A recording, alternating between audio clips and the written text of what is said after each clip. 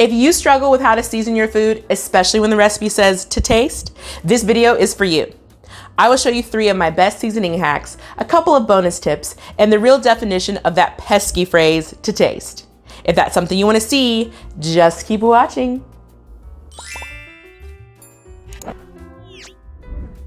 Hi, I'm Elisa Brewer, also known as Chef EB, helping you improve your skills so that you can spend more time with your family and less time in the kitchen. Let's jump right in on how to season your food without measuring and season it right. Always season high. The higher the altitude, the greater the distribution. So if I take this salt and I season it just a couple inches above, we only have salt right in that one area. But if I bring it up 6 to 8 inches higher, do the same thing without moving my hands. You see now we have salt has distributed all around and even off to my counter. So the higher the altitude, the better the distribution. Always season high. Use a 3-fingered pinch for salt. When seasoning with kosher salt specifically, which has a flat crystal that is pleasing to the palate, a 3-fingered pinch is sufficient.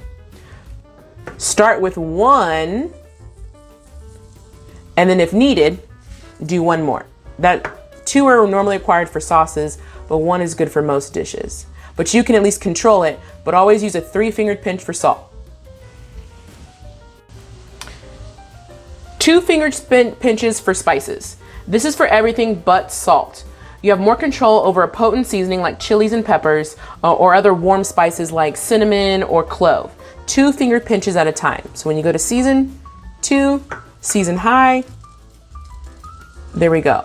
That right there is enough for a small sauce pot. And then you go 2 fingers at a time to keep control of the amount of potent spices.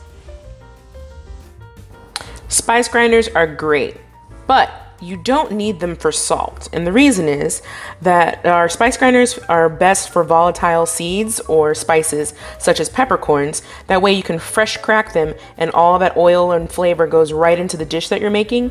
There's no volatile oil in sea salt. So these are unnecessary for sea salt or pink Himalayan salt, but they're very necessary for things like peppercorns or seeds that can be cracked.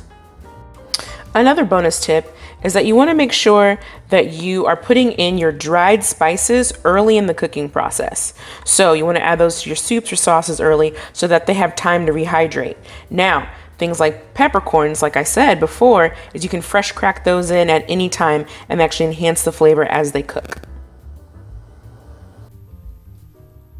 So what does to taste really mean?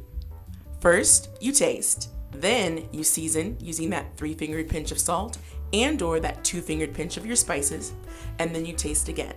This is what allows you to control exactly what goes in and how your dish comes out. In the comments below, please be sure to let me know what your favorite tips and tricks were from this video. I'll see you next time.